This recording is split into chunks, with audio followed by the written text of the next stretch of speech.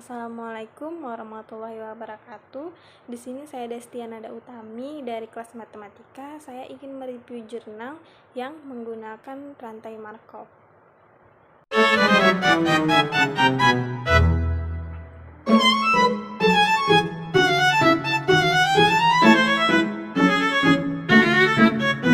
Di sini saya akan menjelaskan tentang analisis rantai Markov untuk prediksi driver ojek online, yaitu saya akan mereview jurnal dari Muhammad Muharram, Wibowo, Supriyatna, dan Maulana. Nah, penelitian ini berjudul Analisis Rantai Markov untuk Prediksi Driver Ojek Online. Rantai Markov digunakan untuk memodelkan perubahan kondisi aktivitas driver dari waktu ke waktu. Rantai Markov tepat digunakan karena pergerakan status driver ojek online bersifat dinamis dan bergantung pada keadaan saat ini, bukan pada riwayat sebelumnya.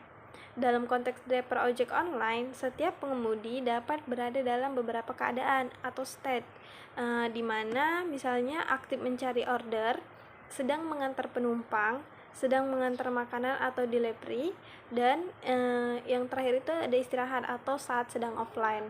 Nah, perubahan dari satu keadaan ke keadaan lainnya dapat dipresentasikan menggunakan probabilitas transisi. Misalnya, driver yang sedang mencari order memiliki peluang untuk berpindah menjadi mengantar penumpang.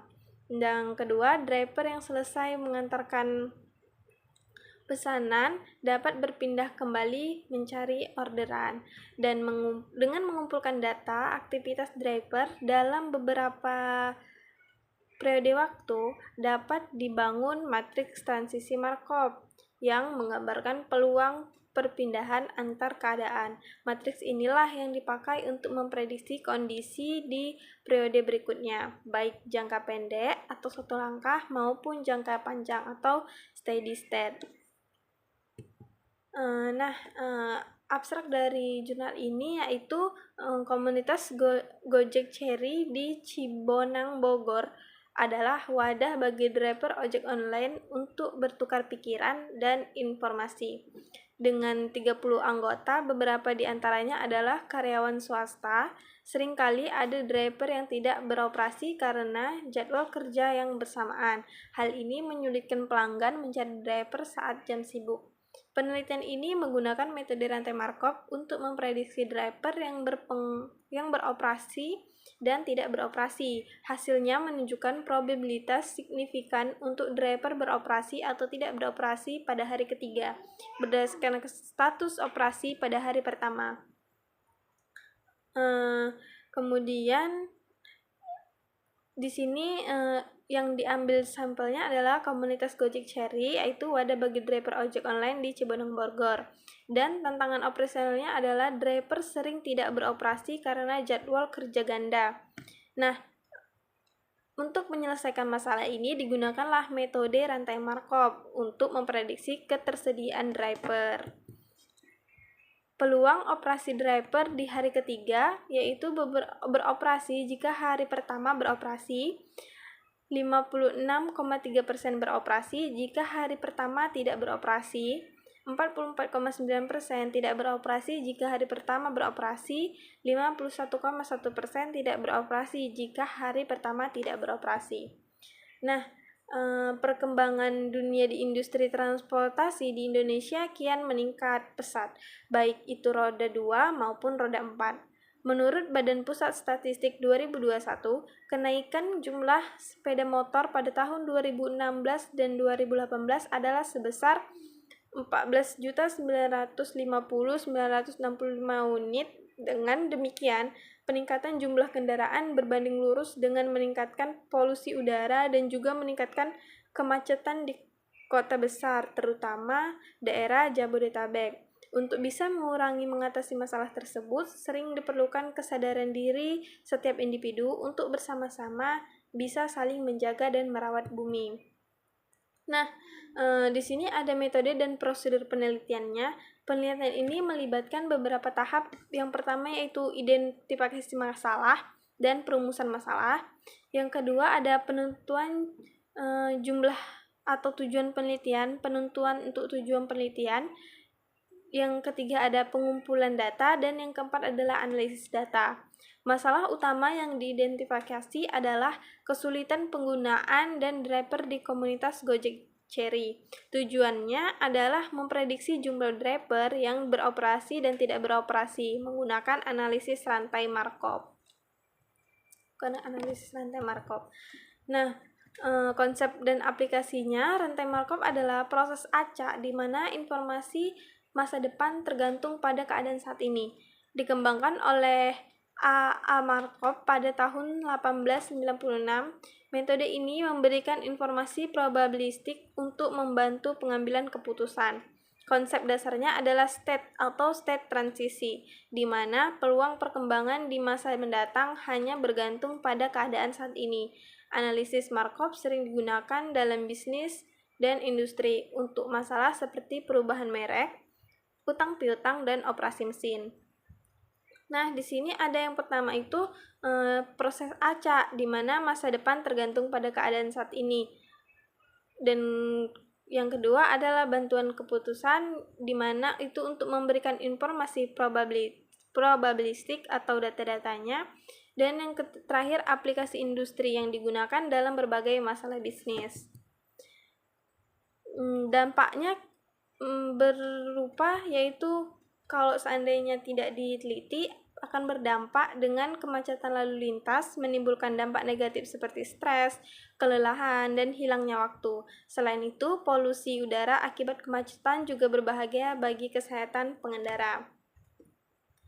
Fasilitas angkutan umum yang kurang memadai seringkali membuat masyarakat enggan menggunakannya, sehingga lebih memilih kendaraan pribadi. Namun, transportasi berbasis online hadir sebagai solusi, menawarkan kemudahan, biaya lebih murah, kenyamanan, dan keamanan. Tapi ada kekurangan atau dampak negatif dan solusi yang bisa dipecahkan dalam masalah ini, di mana dampak negatifnya itu yaitu kemacetan, itu tadi yang dibilang bisa mengakibatkan stres, kelelahan, hilangnya waktu, dan polusi udara. Nah, untuk kekurangannya di angkutan umum itu kekurangannya kurangnya armada atau fasilitas tidak nyaman dan waktu tunggu juga lama. Nah, solusi di transportasi online ini adalah adanya kemudahan untuk kita beroperasi ke sana sini, biayanya terjangkau, kenyamanan dan keamanannya juga terjamin. Nah, di sini ada pengumpulan dan analisis data, di mana ada data sekunder dikumpulkan dari komunitas Gojek Chery yang beranggota 30 orang, beberapa di antara pekerja swasta. Data mencakup jumlah driver yang beroperasi dan tidak beroperasi pada hari ke-1 dan hari kedua. Data ini probabilitas transisi dihitung untuk memprediksi status driver pada hari berikutnya. Misalnya, driver yang beroperasi pada hari pertama dan kedua adalah 0,714.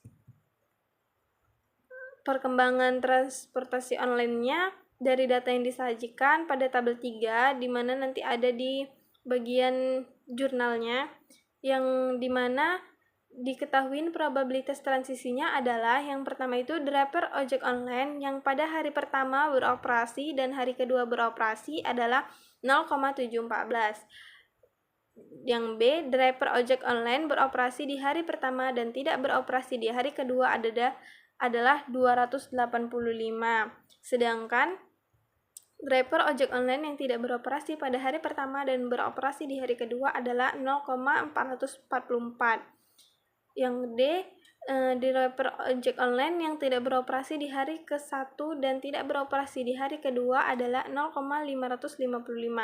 Setelah didapatkannya probabilitas transisi, maka langkah selanjutnya adalah melakukan analisis untuk probabilitas ketiga beroperasi jika hari ke-1 beroperasi dengan menggunakan probabilitas tree atau pohon probabilitas.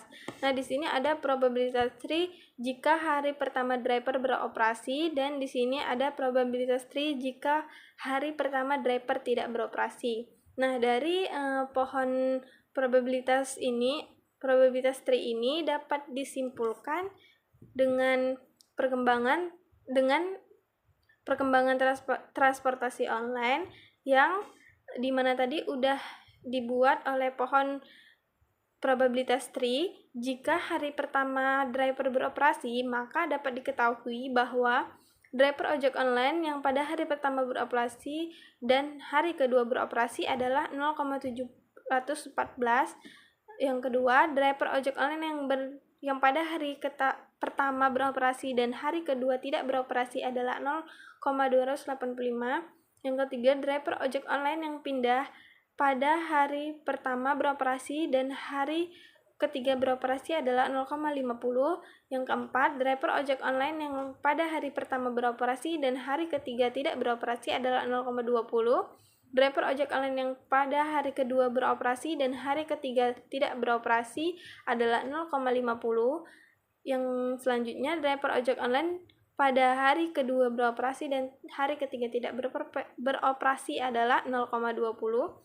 Dan yang terakhir, driver ojek online yang pada hari kedua tidak beroperasi dan hari ketiga beroperasi adalah 0,12.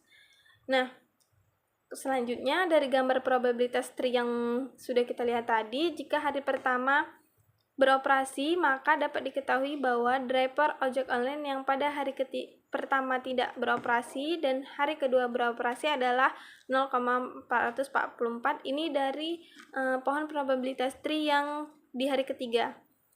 Driver ojek online yang pada hari pertama tidak beroperasi dan hari kedua tidak beroperasi adalah 0,555. Yang ketiga, driver ojek online yang pada hari pertama beroperasi dan hari ketiga beroperasi adalah 0,31. Yang keempat, driver ojek online yang pada hari pertama beroperasi dan hari ketiga tidak beroperasi adalah 0,20. Yang kelima, driver ojek online yang pada hari kedua beroperasi dan hari ketiga beroperasi adalah 0,31.